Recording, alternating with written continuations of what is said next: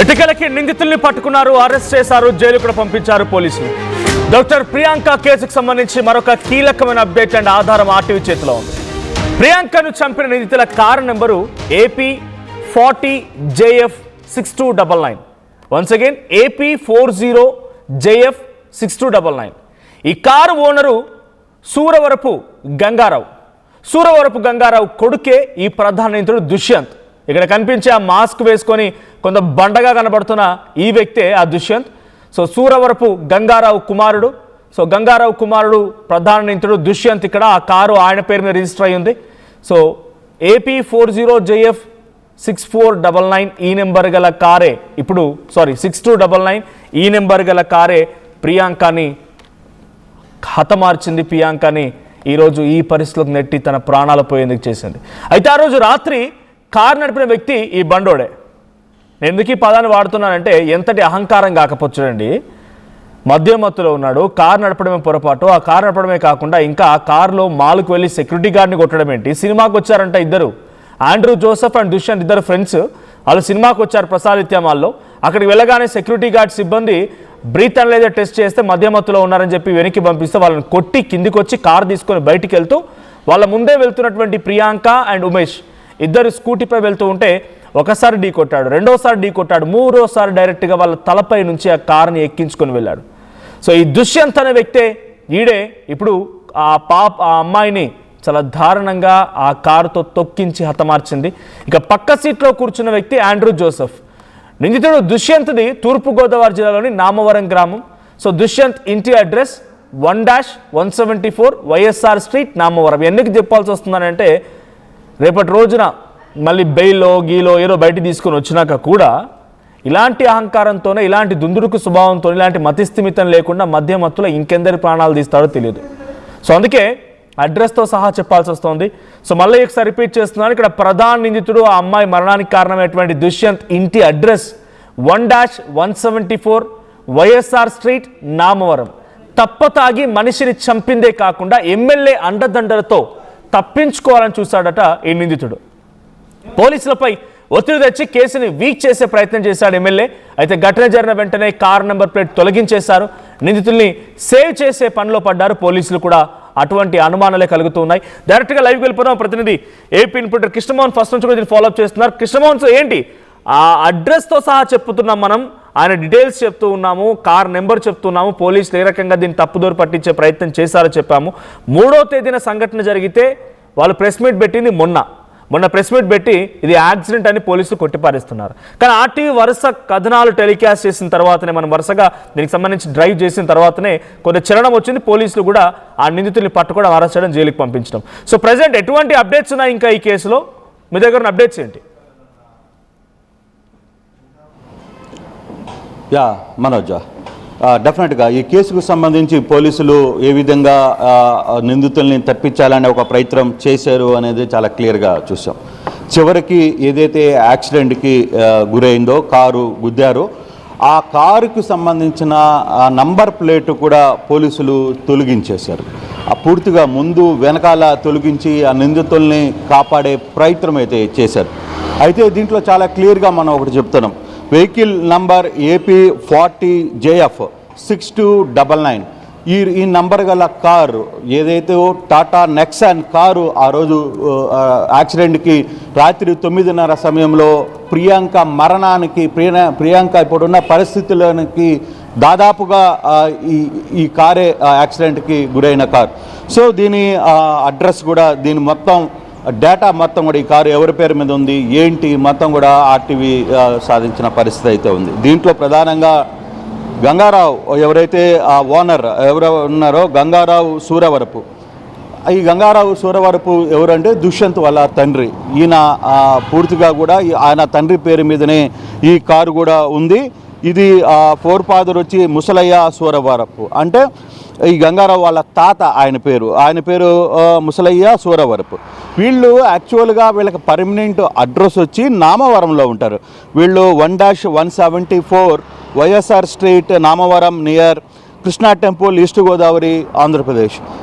దీంట్లో పర్మనెంట్గా అడ్రస్ ఉంటారు. కానీ వీళ్ళు అడ్రస్ అయితే పర్మనెంట్ అడ్రస్, కానీ టెంపరీగా కొంతకాలంగా గడిచిన కొన్ని 2-3 సంవత్సరాలుగా రాజమండ్రిలోని ఒక ప్లేస్లో వాళ్ళు ఇక్కడ ఉండే ప్రయత్నం కూడా చేస్తున్నారు.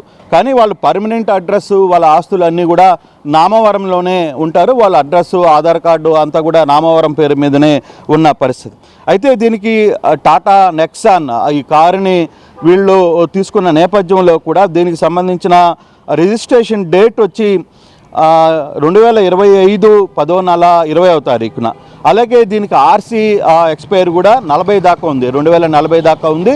దీనికి సంబంధించి అన్ని కారుకు సంబంధించిన ఇష్యూస్ అయితే ఏం లేవు. దీంట్లో ఇన్సూరెన్స్ కంపెనీ కూడా ఇఫ్కో టోకియో జనరల్ ఇన్సూరెన్స్ నుంచి కూడా వీళ్ళు ఈ కారు మీద ఇన్సూరెన్స్ చేసిన పరిస్థితి ఉంది.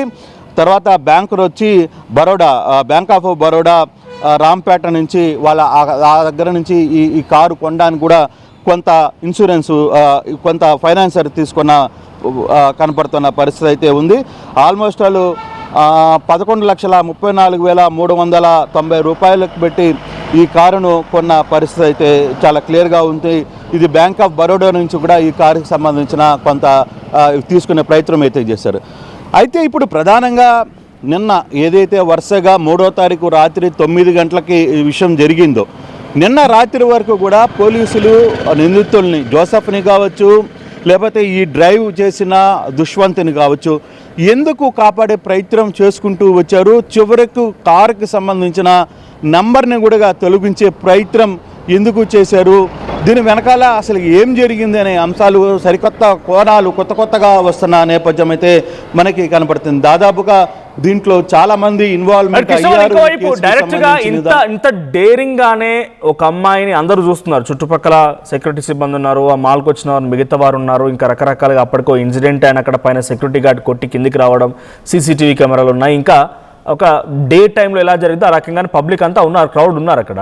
ఇలాంటి ఒక సిచ్యువేషన్లోనే ఒక అమ్మాయిని ఒక అబ్బాయి స్కూటీపై వెళ్తూ ఉంటే వాళ్ళని ఢీ కొట్టి హతమార్చాలన్న ఆలోచనతో కొట్టాడన్న వ్యక్తి గతంలో ఇదే అహంకారంతో, ఇదే బలుపుతోని ఏదైనా క్రైమ్ రికార్డు ఉందా? గతంలో ఏమైనా ఆయన పైన కంప్లైంట్స్ కానీ లేకపోతే ఇంకేదైనా ఇష్యూస్ కానీ బయటపడుతున్నాయా? అంటే దానికి సంబంధించి కొంత క్రైమ్ యాక్టివిటీ అయితే లేదు, కానీ రిజిస్టర్గా, ఎందుకంటే అఫీషియల్ రిజిస్ట్రేషన్ అయితే లేదు. కానీ కొంత ఈ పిల్లవాడు దూకుడుగా ఉంటాడు, కొంచెం మద్యం మత్తులో ఉంటాడు, తర్వాత కొంత లోకల్గా కొన్ని ఇష్యూస్ ఉంటారు. కారణం వాళ్ళ కుటుంబం కూడా కొంత పొలిటికల్తో సంబంధం ఉంది. వాళ్ళ ఫాదర్ గతంలో ఒక సర్పంచ్గా చేశారు. వీళ్ళకి సంబంధించిన కొంతమంది బంధువులు డిప్యూటీ మేయర్గా రాజమండ్రికి 10 years బ్యాక్ కూడా కొంత నెట్వర్క్, కొంత పొలిటికల్ బ్యాక్గ్రౌండ్ పక్కాగా అయితే ఉంది. ఈ పొలిటికల్ బ్యాక్గ్రౌండ్ ఉన్న నేపథ్యంలోనే ఇతను ఇంజనీర్ చదివిన నేపథ్యం ఉన్నప్పటికీ కూడా, కానీ ఇతను వ్యవహార శైలి, ఇతను ఒక చదువుకున్న వ్యక్తి, మామూలైన వ్యక్తి అయితే సరే వాడేదో కొట్టాడు, వాడు భయపడిపోయి వెళ్ళిపోయాడు అనుకోవచ్చు. కాదు, ఈ అబ్బాయి ఇంజనీరింగ్ చదివిన వ్యక్తి, ఆల్రెడీ జిఐసిలకు సంబంధించిన ఒక వ్యక్తి, ఇంజనీరింగ్లో చదువుతున్న వ్యక్తి. కనీసం ఒక చిన్న యాక్సిడెంట్ జరిగితే ఆ అమ్మాయిని కాపాడాలనే ప్రయత్నం చేయడమా, లేకపోతే వాంటెడ్గా ఆ ర్యాష్లో ఆ అమ్మాయిని కొట్టేసి మరోసారి కూడా కొట్టి ఆ అమ్మాయి మీద నుంచి వెక్కిన తర్వాత కూడా పోలీసుల్ని ఆశ్రయించకుండా, లేదు అతను అమ్మాయిని కాపాడే ప్రయత్నం చేయకుండా, ఏమీ చేయకుండా వెళ్ళిపోవడం అంటే అతనికి ఎంత అహంకారంతో వ్యవహరించాడు. ఇప్పుడు ప్రియాంక ఆల్మోస్ట్ ఆల్ చనిపోతుంది అనే ఆ పరిస్థితికి తీసుకురావడానికి కారణం ఎవరైతే ఉన్నారో ఈ దుష్వంత్, ఆ తర్వాత జోసెఫ్ పక్కన కారులో ఉన్నాడు. కానీ దుష్వంత్ మాత్రం కారు డ్రైవ్ చేస్తున్న నేపథ్యంలోనే ఈ వ్యవహారం అంతా జరిగింది. అయితే దీన్ని పోలీసులు స్టేషన్కి కారు తీసుకుని వచ్చిన తర్వాత కూడా రాత్రి 9:40కి ఇష్యూ జరిగితే మరుసటి రోజు 1:30 వరకు ఎఫ్ఐఆర్ కాలేదు. ఎఫ్ఐఆర్ తర్వాత ఫిర్యాదు తీసుకొని అప్పుడు ఎఫ్ఐఆర్ చేసిన నేపథ్యం అయితే ఉంది. ఈ లోపల చాలా వ్యవహారాలు జరిగాయి, రాజమండ్రికి సంబంధించిన వ్యవహారంలో కావచ్చు, లేకపోతే ఇతర సంబంధించిన వ్యవహారాల్లో.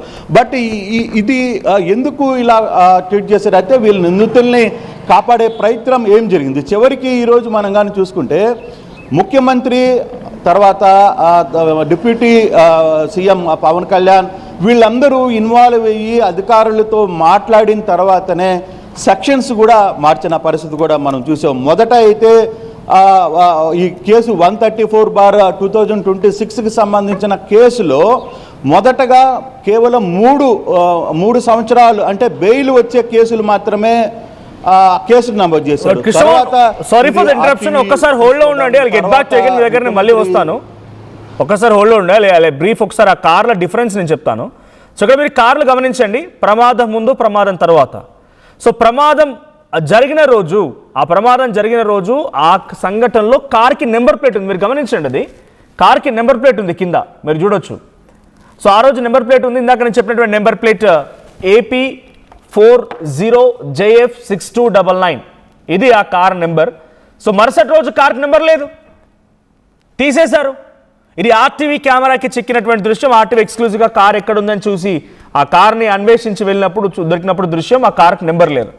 అంటే కొంతమంది అండదండలతో, రాజకీయ అండదండలతో, ప్రతినిధి కృష్ణమోహన్ చెప్తున్నట్టుగా రాజకీయ అండదండలతో తప్పించుకునే ప్రయత్నం చేశాడు కాబట్టి కార్ నెంబర్ని కూడా తొలగించాడు, కార్ నెంబర్ ప్లేట్ తొలగించి ఎటైనా పరారవ్వాలనుకున్నాడు.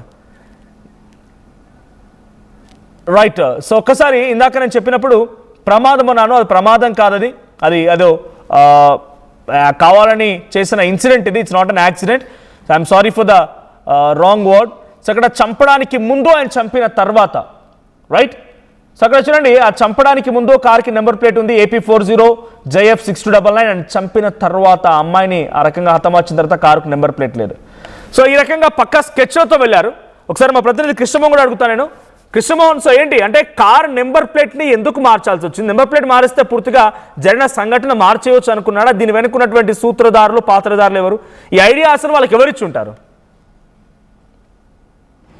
బహుశా పోలీసుల వ్యవహారాన్ని చాలా క్లియర్గా చేశారు. స్థానిక పోలీసులు కారుని వచ్చిన తర్వాత కారు ప్లేట్ నెంబరు తీసేస్తే కొంత ఇష్యూ మారిపోతుంది అనే ఒక ప్లాన్ ఆఫ్ యాక్షన్ చేశారు. అందుకే కారుని పోలీసులు స్టేషన్లో అదుపులో పెట్టుకున్నప్పటికీ కూడా ఆ స్టేషన్కి సంబంధించిన వ్యవహారంలో కొంత ఆ బోర్డుని తీసివేయడం వల్ల అతన్ని కొంత సేవ్ చేయొచ్చు అనే ఒక ప్లాన్ ఆఫ్ యాక్షన్ కొంత జరిగింది. సో ఆ నేపథ్యంలోనే ఆ కారుకున్న 2 బోర్డులని పీకేశారు. పీకేసిన తర్వాత కొంత బెయిల్ వచ్చే సెక్షన్స్ పెట్టి ఏదో ఒకటి అప్పటికే డాక్టర్ల గ్రూప్స్లో కావచ్చు, లేకపోతే వాళ్ళ స్టూడెంట్స్ కావచ్చు, వీళ్ళందరూ కూడా కొంత రియాక్ట్ అవుతున్నారు. ఏంటి సంఘటన జరిగింది, ఇప్పుడు వరకు కూడా 3 రోజులు వ్యవహారం జరుగుతున్నప్పటికి కూడా కనీసం సమాచారం రావట్లేదు, బయటికి ఈ విషయాన్ని బయటికి చెప్పే ప్రయత్నం చేయట్లేదు, అటువైపు మీడియాలో రావట్లేదు, మరోవైపు దీనికి సంబంధించిన ఇతర విషయాలు ఏది కూడా పోలీసులు బయటికి వెల్లడించడం లేదు అనే ఇదంతా కూడా కొంత 2-3 రోజులు దీన్ని పక్కన పెట్టే ప్రయత్నం చేశారు. దీన్ని అసలు కనీసం తెర మీదకి తెచ్చే ప్రయత్నం కూడా ఎవరు చేయలేదు. సో అక్కడ ఈ ఇష్యూని అందుకనే ఫస్ట్ సెక్షన్లో కేసులో ఎఫ్ఐఆర్లో కూడా ఇప్పుడు వరకు ఆ ఎఫ్ఐఆర్ కాపీని కూడా బయటికి పెట్టాల. ఎందుకంటే గతంలో ఎఫ్ఐఆర్ కాపీకి సంబంధించిన నేపథ్యంలో ఏదైనా ఒక ఎఫ్ఐఆర్ రిజిస్ట్రేషన్ చేస్తే అది పబ్లిక్ డొమైన్లోకి వెళ్ళాలి. అది వాళ్ళకున్న గ్రూప్లో ఒక సాఫ్ట్వేర్లో దాంట్లో అప్లోడ్ చేయాల్సిన నేపథ్యం ఉంది. కానీ ఇప్పుడు దాకా కూడా ఎక్కడ కూడా ఎఫ్ఐఆర్ కాపీని అప్లోడ్ చేయని పరిస్థితి. అయితే నిన్న ఇష్యూ అంతా జరిగి ముఖ్యమంత్రి దృష్టికి వెళ్ళి తర్వాత డిప్యూటీ సీఎం నేరుగా మాట్లాడి అధికారులతో మాట్లాడిన తర్వాత చాలా మంది రియాక్ట్ అవుతున్నారు. అంటే ఇది పబ్లిక్ లో కూడా చాలా అగ్రెసివ్ గా వెళ్ళింది, చాలా క్లియర్ గా ఇంటెన్షనల్ గా చేశారన్నట్టుగానే వెళ్ళింది. కానీ పోలీసులు తప్పుదో పట్టించే ప్రయత్నం చేశారని, రాజకీయ నాయకులు దీన్ని కొంత డైవర్ట్ చేసే ప్రయత్నం చేస్తారని పబ్లిక్ కి మనం చాలా క్లియర్ కన్వే చేయగలిగాము. కొన్ని కామెంట్స్ వస్తున్నాయి, నేను ఒకసారి ఫోన్ లైన్స్ కూడా యాక్టివేట్ చేస్తాను. సో ఒకసారి కామెంట్స్ చదువుతాను నేను. సో అనిత సఖ అంట, తను ఏం చెప్తున్నారంటే, ఇంత దుర్మార్గానికి సపోర్ట్ చేసే వాళ్ళని క్షమించకూడదు అనేది ఒక కామెంట్ చేశారు ఆవిడ. అనిల్ కుమార్ భూతపతి, ఇలాంటి నీచులకి సపోర్ట్ చేసే రాజకీయ నాయకులు రాజకీయ సన్యాసం చేయించాలనేది ఒక మాట. సో అనిల్ కుమార్ భూతపతి గారు, మీడియా వాళ్ళు నీతిగా నిజాయితీగా పనిచేయాలని కోరుకుంటే yes we are on that duty. ఎప్పటికీ మేము డెఫినెట్గా విక్టిమ్స్ వైపు, పబ్లిక్ వైపు, సఫరర్స్ వైపుగానే ఆర్టీవీ స్టాండ్ తీసుకుంటుంది. సో ఎన్కౌంటర్ చేయాలని రామకృష్ణ అంటున్నారు. గమ్మిడి స్పర్జున అర్జున అంట. సో సురవరపు, మీ ఫ్యామిలీ అంతా కారుతోనే చావాలి, ఆ జనాల సొమ్ము తినేవాడిని కూడా అరెస్ట్ చేయండి అని చెప్పి ఏదో కామెంట్స్. వాళ్ళ పాపం వాళ్ళ ఫ్యామిలీని మనం అనడం ఇబ్బంది కాదు. ఇక్కడ కొడుకు తప్పు చేసి ఉండొచ్చు కానీ తండ్రి ఏం తప్పు చేయలేదు, వాళ్ళ ఫ్యామిలీ అనడం తప్పు. సో మీకోసం ఫోన్ లైన్స్ కూడా యాక్టివేట్ చేస్తున్నాను. సో మీరు ఎవరైనా మీ అభిప్రాయాన్ని షేర్ చేయాలనుకుంటే మాతో డెఫినెట్గా కింద కనబడుతున్న నెంబర్స్కి కాల్ చేయండి. సో ఎస్ స్పీక్ ఆన్ కృష్ణమో. అంటే సెక్షన్లు తక్కువ బెయిల్ వచ్చే సెక్షన్లు, తక్కువగా శిక్ష పడే సెక్షన్లు అమలు చేశారనేది ఇంకో వర్షం వినబడుతోంది. దీన్ని ఇంకా యాక్సిడెంట్గానే చూస్తుందా పోలీసులు యంత్రాంగం? లేదు లేదు, ఇప్పుడు దీనికి సంబంధించిన ఎప్పుడైతే ముఖ్యమంత్రి ఎంటర్ అయ్యారో, లేదు డిప్యూటీ సీఎం ఎంటర్ అయ్యారో, వీళ్ళ తర్వాత కొంత సీన్ మారింది. దీంట్లో కేసెస్ సంబంధించిన వ్యవహారంలో కూడా కొంత సీరియస్గానే రియాక్ట్ అవుతున్న పరిస్థితి అయితే ఉంది. అంటే యాక్చువల్గా క్రైమ్ నెంబర్ 134/2026లో సెక్షన్ ఫస్ట్ అయితే 125B పెట్టారు. అంటే ఇది ఐపీసీ కింద 338 కిందకు వస్తుంది. అంటే దీంట్లో ఒకవేళ ప్రమాదంగానే జరిగితే ఈ కేసు కింద శిక్ష పడే అవకాశం ఏముంటాయంటే కేవలం 3 సంవత్సరాల కంటే తక్కువ పడే అవకాశం. అంటే చిన్న గాయం కానీ, లేకపోతే ఇంకోటి కానీ, మరో వ్యక్తి గాయపడడం కావచ్చు, లేకపోతే దీనివల్ల ఏమవుతుందంటే బెయిల్ వెంటనే వచ్చేస్తుంది. ఇది జనరల్గా జరిగే యాక్సిడెంట్. కానీ ఈ కేసు ఇంటెన్షనల్గా జరిగిన వ్యవహారం. ఒక మద్యం మత్తులో మతోన్మాదంకి వెళ్ళిపోయి అసలుకి మత్తుతో కూడిన ఆ వ్యక్తి మనిషి ఎదురుగా ఉన్నాడా లేదా, ఒక లేడీ కూడా చూడకుండా నేరుగా దూసుకుంటూ వెళ్ళిపోయి మరోసారి కూడా వాళ్ళని ఢీకొట్టి కింద పడిన తర్వాత కూడా కాపాడే ప్రయత్నం చేయకుండా అదే కారుతో తొక్కిచ్చి మరీ వెళ్ళిపోయిన నేపథ్యం. సో ఇప్పుడు కేసు మారింది. ఇప్పుడు ఇదే కేసులో మనకు అంతున్న సమాచారం, ఇప్పుడు ఐపీసీ 308 అంటే బిఎన్ఎస్ 110 కింద కేసుని మార్చారు. అయితే ఇంకా దీని మీద కొంత కేసులు కూడా మార్చాల్సిన పరిస్థితి అయితే కనపడుతుంది. అయితే నిన్న రాత్రి పోలీసులు కూడా కొంత దీనికి సంబంధించిన ఒక పిఆర్ఓ డేట్ కొంత సమాచారాన్ని కూడా అందించే ప్రయత్నం అయితే కూడా పోలీసులకు సంబంధించిన అధికార పిఆర్ఓ కూడా దీనికి సంబంధించిన దాంట్లో క్లియర్గా ఒక డేటా అయితే ఇచ్చే ప్రయత్నం అయితే చేశారు. Police PRO east Godavari district. ఇది నేను చదివే ప్రయత్నం అయితే చేస్తాను. ఇటీవల ప్రసాదాదిత్య మాల్ ముందు బైకుపై వెళ్తున్న మెడుకోలను కారుతో గుద్ది తీవ్రంగా గాయపరిచిన కేసులో ప్రకాష్ నగర్ పోలీసులు కీలక సాక్ష్యాలను సేకరించి 2 నిందితులని అరెస్ట్ చేసి రాజమండ్రిలోని 2వ ఫస్ట్ క్లాస్ మెజిస్ట్రేట్ ముందు హాజరుపరిచారు. అంతటా న్యాయస్థానం 2 నిందితులకు 14 రోజులు అంటే 21వ తేదీ వరకు రిమాండ్ విధించింది. అనంతరం వారిని సెంట్రల్ జైలుకి తరలించారు. అంటే నిన్న రాత్రి సెంట్రల్ జైలుకి తరలించారు. రాష్ట్ర ప్రభుత్వ ఆదేశాలు ఇక్కడ మనం అర్థం చేసుకోవాలి. ఈ కేసులో తదుపరి దర్యాప్తును సమగ్రంగా నిర్వహించి ఛార్జ్షీట్ త్వరగా వేసి నిందితులకు శిక్ష పడేటట్టు చేయడానికి పోలీస్ అధికారులు, స్పెషల్ పబ్లిక్ ప్రాసిక్యూటర్ మరియు న్యాయ కోవిదులతో సంప్రదింపులు జరుపుతున్నారు. అంటే ఇంకా దీని మీద ఏ కేసులు యాడ్ చేయొచ్చు, ఏ కేసుల్ని సెక్షన్స్లోకి పెట్టే పరిస్థితి చూడొచ్చు అనే దాని మీద కొంత సీరియస్గానే ఇప్పుడు అంటే నిన్న రాత్రి నుంచి దీని మీద, అందుకే పోలీసులు కూడా దీనికి సంబంధించిన పూర్తి ఎఫ్ఐఆర్ కాపీని బయట పెట్టడంలో, ఎందుకంటే ఎఫ్ఐఆర్ కాపీ పలు రకాలుగా మారింది. ఫస్ట్ 338 పెట్టారు, ఆ తర్వాత ఇప్పుడు కేసుని బిఎన్ఎస్ 110 కిందకి తీసుకొని వచ్చారు. తర్వాత నిన్న రిమాండ్కి 14 రోజుల రిమాండ్ కూడా కోర్టు విధించింది కాబట్టి జైలుకి తరలించారు. ఇప్పుడు ఇంకా ఫర్దర్గా ఏ కేసులు పెట్టాలి అనే ఒక ప్రయత్నం అయితే పోలీసులు అయితే చేస్తున్నారు. అందుకే చాలా క్లియర్గా పిఆర్ఓ దగ్గర నుంచి ఒక స్టేట్మెంట్ కూడా రిలీజ్ చేసిన పరిస్థితి అయితే మనకి కనపడుతుంది. అయితే ఈ కేసు ఏ విధంగా ముందుకు వెళ్తుంది, ఈరోజు పోలీసులు ఏదైనా అఫీషియల్గా మీడియా ముందు మాట్లాడే ప్రయత్నం ఏమన్నా చేస్తారా లేదా అనే అంశాన్ని చూడాల్సిన పరిస్థితి అయితే చాలా స్పష్టంగా కనపడుతుంది. రైట్, ఒక్కసారి హోల్డ్లో ఉండండి. I will get back to మీ దగ్గర మళ్ళీ వస్తాను. సో ఒకసారి అక్కడ ఆ రోజు మాల్లో సీసీటీవీ ఫుటేజ్లో వైట్ చొక్కా వేసుకొని కొంత గంభీరంగా ఎవరు ఏం చేయలేని రకంగా బిల్డప్ ఇస్తూ వెళ్తున్న దుష్యంత్ని చూద్దాం. ఎస్, ఇది ఆ దుష్యంత్ ఫోటో. సో దుష్యంత్ ఆ రోజు సీసీటీవీ కెమెరాలో అక్కడ మాల్ దగ్గర రికార్డ్ అయిన దృశ్యాలు ఇవన్నీ కూడా. తర్వాత అరెస్ట్. సో అరెస్ట్ సమయంలో దుష్యంత్ని చూడండి, అక్కడ మాల్ దగ్గర డిస్కషన్ జరిగింది బ్రీత్ అనలైజర్ టెస్ట్ చేస్తున్న టైంలో. మరి మాల్ వాళ్ళు ఎందుకు కూడా సెక్యూరిటీ మీద దాడి జరిగినప్పుడు, సెక్యూరిటీ మీద కొట్టినప్పుడు ఆ దృశ్యాలు ఎందుకు బయటకు విడుదల చేయడం లేదు అర్థం కావడం లేదు.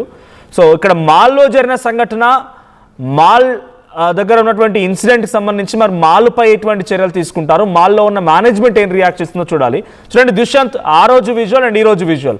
ఆ రోజు మాల్లో థియేటర్లోకి వెళ్తున్న సమయంలో విజువల్ ఇది, మళ్ళీ పక్కనే మాస్క్ వేసుకుని ఆ విజువల్ ఒకసారి ఫేస్ చూపించండి పీసీఆర్ ఇఫ్ పాసిబుల్. ఫస్ట్ విజువల్లో ఆ ఫస్ట్ విజువల్లో ఫేస్ చూపించండి ఒకసారి. ఇటువైపు తిరిగినప్పుడు ఆ ఫేస్ హోల్డ్ చేసే ప్రయత్నం చేయండి, because public wants to no.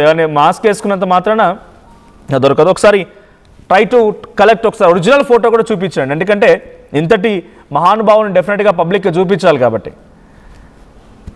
So ఒక్కసారి ఆ ఫేస్ మీరు చూడొచ్చు, కంపేర్ చేయండి. సో మాస్క్ వేసుకున్నాడు ఇక్కడ కనిపించట్లేదు. ఒకసారి నీకు ఫస్ట్ విజువల్లో ఆ మాల్లో నడుస్తూ వెళ్తున్నప్పుడు ఆ విజువల్లో ఆ ఫేస్ కొంత క్లియర్గా ఉంది. ఒకసారి హోల్డ్ చేస్తాను అక్కడ. So first visual. సో నిజంగా చూడండి, దుష్యంత్ అనేటువంటి ఈ వ్యక్తి సో యాజ్ రిజిస్టర్డ్ కేసు ఏం లేవు, కానీ అయితే మధ్యమత్తులో ఉంటాడంట. ఇదే అహంకారము, బలుపు అన్నీ చూపిస్తూ ఉంటాడు. సో ఎదుటి వాళ్ళపైన దూషణలు, బెదిరింపులు, గొడవలు ఇలాంటివి జరుగుతూనే ఉంటాయంట. సో రైట్ ఇక్కడ చూడండి, ఆ సీసీటీవీ ఫుటేజ్లో నడుచుకుంటూ వస్తాడు మళ్ళీ ఇటువైపు. సో వీడియో కాల్లో మాట్లాడుతున్నాడో లేదంటే ఎవరితోనో వీడియోని తీస్తున్నట్టుగా ఉంది. ఎస్, హోల్డ్ చేయండి ఒక్కసారి అక్కడ దగ్గర రాగానే. చూడండి ఆ వ్యక్తి ఎంతటి యాటిట్యూడు, ఆ మనిషి ఆ వ్యవహారం చూస్తే చూసే ప్రతి ఒక్కరికి అర్థమై ఉంటుంది. ఆ కారుతో ఆ స్కూటీని ఢీకొట్టిన తీరు చూస్తే ప్రతి ఒక్కరికి అర్థమై ఉంటుంది, వీడు బలుపు, వీడు కండకావరకం అని చెప్పి ప్రతి ఒక్కరు కూడా బహుశా వాళ్ళ మనసులో అనుకునే ఉంటుంటారు. రైట్, ఒక్కసారి మళ్ళీ కృష్ణమోహన్ దగ్గరికి వెళ్తాను నేను. కృష్ణమోహన్, సో ప్రజెంట్ సిచ్యువేషన్ ఏంటి? అటు ప్రియాంక మరణం తర్వాత అరెస్ట్ చేయడం, జైలుకు పంపించడం, ఇక్కడితో ఈ కేసు ముగిసింది లేదా న్యాయం దొరికింది అని ఆ పీఈ చదువుతున్న విద్యార్థులు కానీ ఆ తల్లిదండ్రులు అడుగుతున్నారా? అంటే వాళ్ళ సాటిస్ఫై అయ్యారా? ఐ మీన్ ఇక ప్రియాంక చావుకి ఈ శిక్ష సరిపోతుంది అనుకుంటున్నారా? ప్రస్తుతం వాళ్ళందరూ కూడా హైదరాబాద్లో ఉన్న పరిస్థితి మనం చూసాం. నిన్న ఆర్టీవీతో కూడా వాళ్ళ పేరెంట్స్ మాట్లాడే ప్రయత్నం అయితే చేశారు. బేసిక్గా వాళ్ళు చెప్తుంది ఇది వాంటెడ్గానే, ఒక ఉద్దేశపూర్వకంగానే చేశారు అనేది తండ్రి కూడా ఆర్టీవీతో ఎక్స్క్లూజివ్గా మాట్లాడిన సందర్భం కూడా మనం చూసాం. అయితే ఈ కేసుకు సంబంధించి ఇప్పుడు పోలీసులు అయితే కేసులు సెక్షన్స్ మార్చారు, తర్వాత జైలుకి పంపించారు.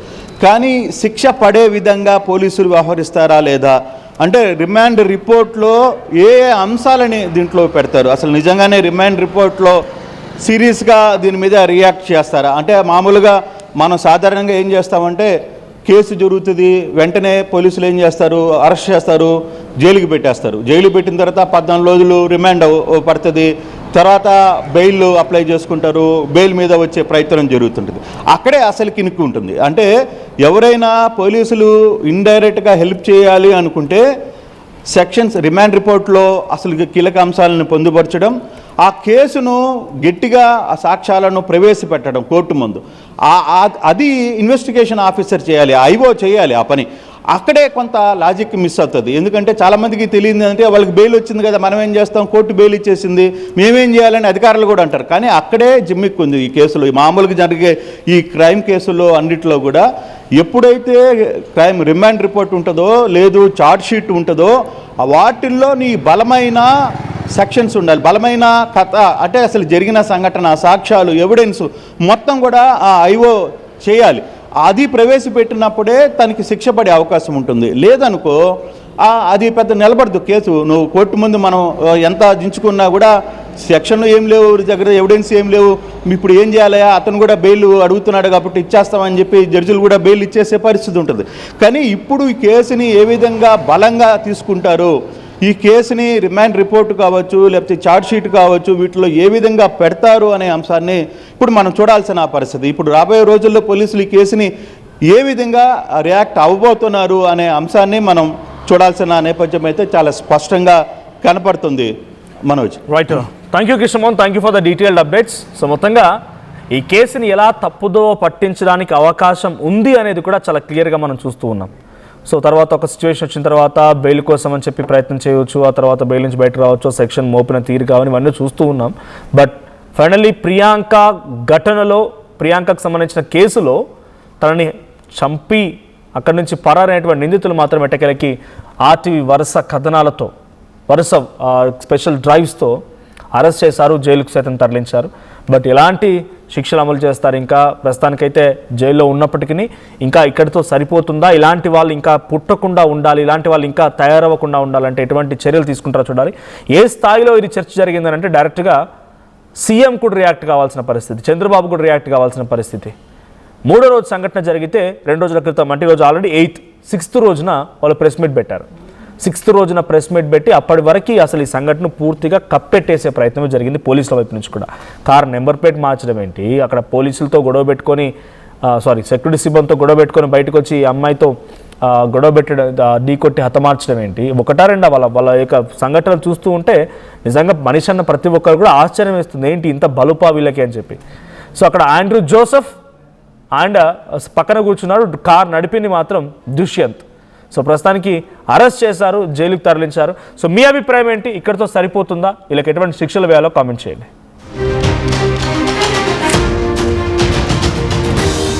బట్ ఇక్కడ విజువల్స్ చూడండి, చంపడానికి ముందు ఆ కార్కి నెంబర్ ప్లేట్ ఉంది AP40JF6299. ఆ తర్వాత కార్కి నెంబర్ ప్లేట్ తొలగించేశారు. తర్వాత ఆ మాల్లో CCTV ఫుటేజ్ విజువల్ కనబడుతోంది. ఆ తర్వాత జైలుకి తరలిస్తున్న విజువల్ కనబడుతోంది. సో కారు నెంబర్ ప్లేట్ తొలగించింది ఎవరు, ఎందుకు తొలగించారు కార్ నెంబర్ ప్లేట్ అనేది కూడా ఇక్కడ అనుమానమే. కార్ నెంబర్ ప్లేట్ తొలగించి ఈ ఐడియా ఎవరిచ్చారు, కార్ నెంబర్ ప్లేట్ తొలగించి డైరెక్ట్గా ఈ సంఘటన మాకు సంబంధం నుంచి పరదవ్వాలనుకున్నారా, లేదా ఇంకేమైనా దురుద్దేశం ఉందా? సో ఇప్పటితో వాళ్ళకి శిక్ష సరిపోయిందని మీరు అనుకుంటున్నారా, లేదంటే ఇంకా ఎటువంటి శిక్షలు వేయాలి? మీ అభిప్రాయం ఏంటో కామెంట్ చేయండి. రైట్, ఇదే కారు పైన ఒక చలాన కూడా ఉంది. రైట్, దాని ప్రకారంగా చూడండి, అక్కడ గంగారావు సూరవరపు సైబరాబాద్ PS లిమిట్స్లో, అంటే హైదరాబాద్లోనే కుకట్పల్లి ట్రాఫిక్ పోలీస్ స్టేషన్ పరిధిలో సో రాంగ్ఫుల్ పార్కింగ్ దానిపైన ఒక చలాన్ కూడా ఉంది. సో AP40JF6299 నెంబర్ గల కార్ ఇది. So Dushyant and Andrew Joseph ఇద్దరిని కూడా అరెస్ట్ చేశారు, ప్రస్తుతానికి జైలుకి తరలించారు. So please do comment your opinion.